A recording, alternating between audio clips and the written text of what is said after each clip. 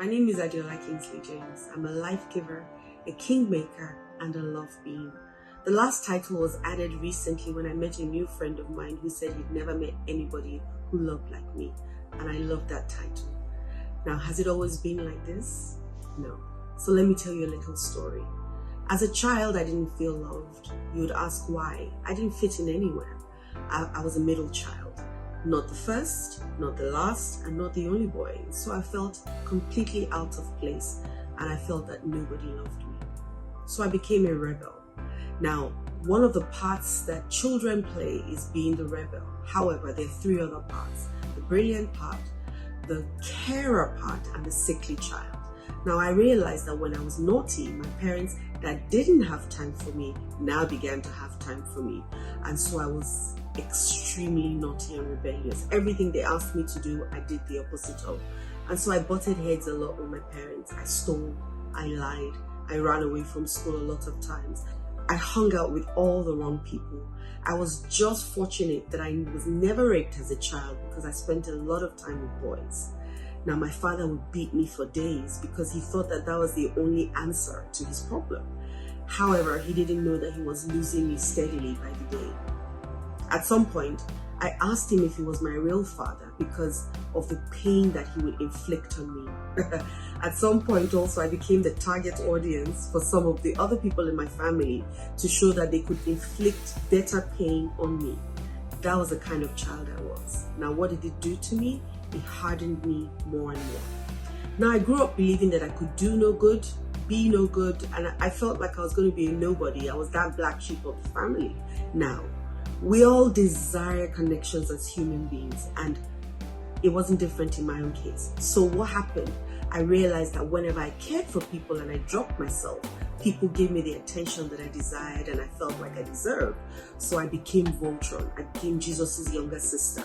I became an empath, a savior, and I wanted to save everybody because now, Voltron, defender of the universe. I faced a lot of battles of feeling unwanted, unseen, not knowing who I was, what I was on earth for. You know that thing they call purpose? I didn't know what it was and I didn't know what it meant. I didn't even know if I had any. As a savior, remember?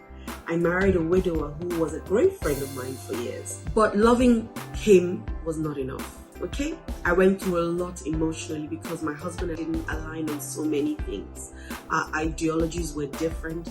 I was lost, alone, and I sunk further into depression. I compared myself to the late wife. I didn't feel like I had any space in his heart, for they were in love when she died. And so if she was alive, I never would have existed. At least this is how I felt. And so I felt once again misplaced and unloved. My child was barely 3 years old, and one day she walked into my room and said, "Mommy, are you happy or are you sad?" And I said, "I'm happy to see you." And she said, "Then why are you crying?" I said, "Because I'm happy to see you." But then I promised myself that I will never find myself in that place again where she'll come and meet me and I'll be such in a bad state. I knew I needed help because I couldn't do it on my own. And so I started therapy on myself. I wanted to know why I was showing up the way I was showing up. And I was led to a particular therapy called rapid transformational therapy. Now, this showed me why I felt unloved. In one of my hypnotherapy sessions, I saw myself in my mother's womb and my mother was wishing I was a boy. Poof, right? This immediately empowered me that I came into this world already feeling unloved. I finally figured out why I was showing up the way I was showing up, and everything changed for me. I decided I didn't want to keep all these goodies of beautiful life to myself. I must have gone through all my experiences to help others who didn't have the same opportunities.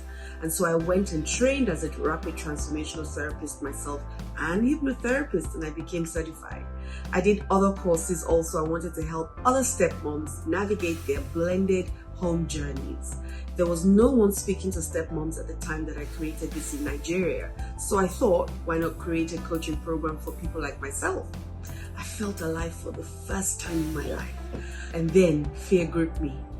No one was supporting anything I was doing in my house. I started getting complaints from my husband and my family members, but they didn't understand this new me and the new zest and what I was listening to or reading or studying and this person that I become. My mom at some point felt I was studying too much. Hypnotherapy, they said. Is that not demonic? How can a good Christian do such work? And so I got afraid. What if this man leaves me? I thought. What if I get too successful and become so unreachable or proud? And so I started to self-sabotage. One day, I thought to myself, if anyone gets up and leaves me, then they're not meant to be part of my journey. And then I gained immediate freedom. I worked with the greats, Tony Robbins, Lisa Nichols, Dean Graziosi, Anthony DiMello, Wayne Dyer, Marissa Peer, Bob Proctor, and the list goes on and on. And guess what? The same people who shouted now started to warm up to me and become my clients. The same woman who felt like nothing, who said I was a nobody, that same woman is the same woman people are now paying to watch as she speaks to people. That same woman is the same woman that people are asking to come and train their staff and help come out of misery and depression and anxiety. That same woman is now a certified transformational therapist and hypnotherapist, author, global speaker, thought leader, trainer, consultant, television genius, and the list goes on. And the best part is that I'm receiving my flowers whilst on earth. So my leadership philosophy is that I've created the person that I've chosen to show up in the world as. This is my new identity. I am air. I give people a reason to live and love. I am light. I bring clarity and understanding. I'm unconditional love. I love because it's who I am. And I'm an example on earth that God exists. I live predominantly from a place of peace. I'm committed to being a better version of myself daily, competing with no one. Join the right tribe or community for you that will take you to where you desire to get to. If you spend time with 4 foolish people, you'll be the 5th one. And if you spend time with 4 wise people, you would also be the 5th one. So choose wisely. Leaders must always leave people with a sense of increase. They must be secure and confident within themselves. Leaders must have the right attitude, a positive one that lifts people up and sees only the good in people all the time. Finally, a leader must have clear goals of what he wants, for without this, he's like a ship with no destination. My mission on earth is to raise 10 billion wholesome, happy human beings all over the world, starting with you. I have been through everything in my life so that I can help others grow, learn, and be better people. So I'm extremely grateful for all the experiences in my past and still to come. I want to be remembered as the woman whose growth was non-negotiable, a woman who had fun, played, touched lives. I want to be remembered for my obedience to God and living my purpose on earth to the fullest. I also want to be remembered as a woman who was very wise and very childlike at heart. Now remember, this is my closing. Never let anyone tell you who you can or can't be, because most of the times it's not true. You can be anything you choose to be as long as you are ready to put in the work to become it. I want to be remembered for my obedience to God and living my purpose on earth to the fullest. I also want to be remembered as a woman who was very wise and very childlike at heart.